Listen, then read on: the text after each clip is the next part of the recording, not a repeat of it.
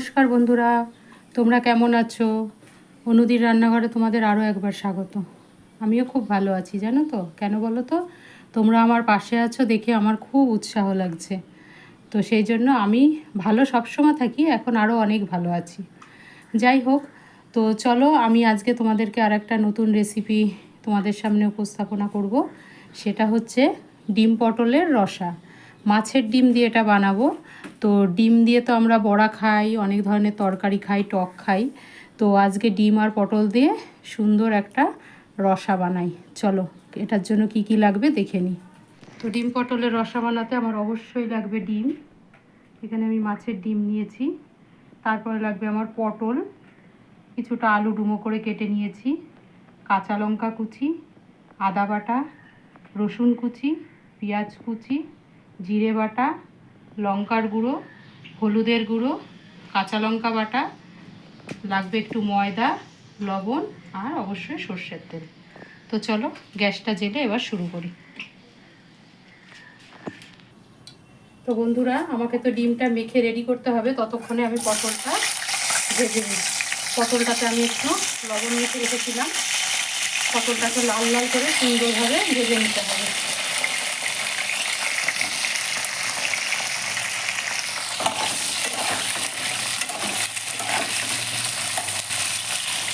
তো এই পটলটা ঢাকা দিয়ে সুন্দরভাবে ভেজে নিই। ততক্ষণে আমি ডিমটা রেডি করে ফেলি। তো বন্ধুরা দেখো, আমি ডিমটা কিভাবে রেডি করি। ডিমটা নিয়েছি, এবার আমি কিছুটা বাইন্ডিংয়ের জন্য ময়দা দিলাম, 3 চামচ মতো ময়দা দিলাম। এবার দেব কাঁচা লঙ্কা কুচি, তারপরে দেব পেঁয়াজ কুচি, এবার দিলাম রসুন কুচি, আর অল্প আদা এখানে দিলাম, অল্প আদা পরে দেব। এবার দেব একটু লঙ্কার গুঁড়ো, তারপরে দেব লবণ। এবার আমি এটাকে সুন্দরভাবে মেখে নেব। তো বন্ধুরা দেখো, আমার পটলটা খুব সুন্দর ভাজা হয়ে গেছে। এবার আমি তেল থেকে এটাকে তুলে নিচ্ছি।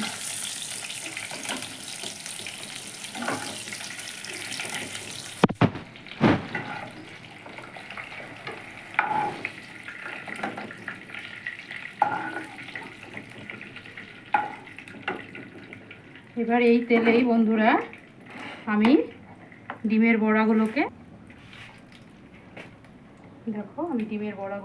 ভেজে নিচ্ছি।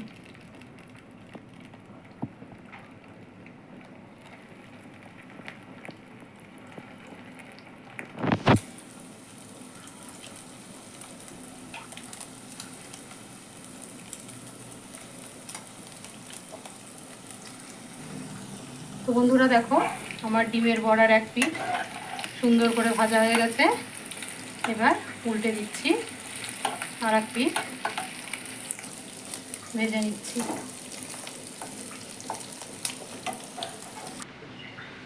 তো বন্ধুরা দেখো, আমার ডিমের বড়াটা খুব সুন্দরভাবে ভাজা হয়ে গেছে। এবার আমি এটাকে তুলে নিচ্ছি।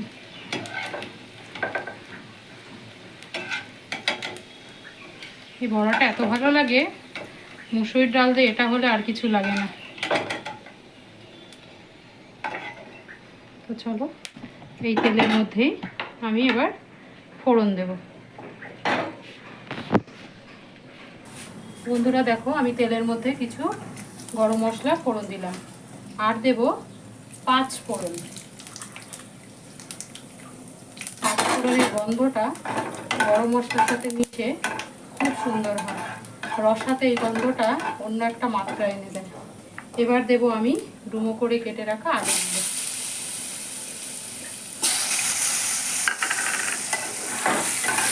আলুগুলোকে সুন্দরভাবে লাল লাল করে ভেজে নিতে হবে। তো বন্ধুরা, আমার আলুটা ভাজা হয়ে গেছে। এবার আমি মশলাটা ঢেলে দিলাম।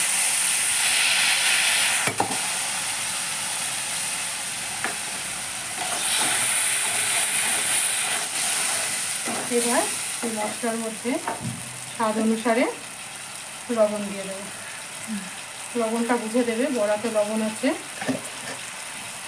আর দেবো কয়েক দানা চিনি।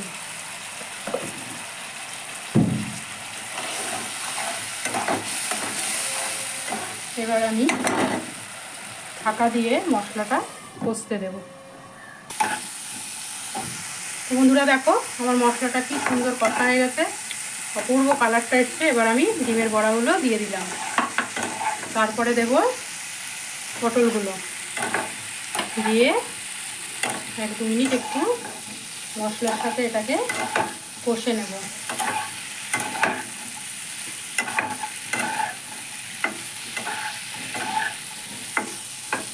এরপরে আমি জল দিয়ে দেবো, অবশ্যই গরম জল, তোমাদেরকে আমি সবসময় বলি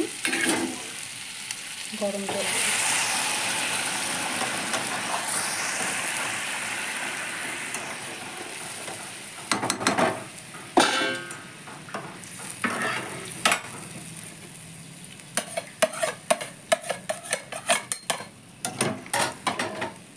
এবার আমি ঢাকা দিয়ে দেবো, চাপা ঢাকা দিয়ে 5-7 মিনিট ফুটিয়ে নিলেই আমার রান্না কমপ্লিট। তাহলে বন্ধুরা দেখলে আমার ডিম পটলের রসা একদম রেডি। এখন আমি একটু গরম মশলা ছিটিয়ে দিয়ে এবার নামিয়ে নেব। দেখো কালারটা কি অপূর্ব হয়েছে। চলো এবার ঢেলে দিই।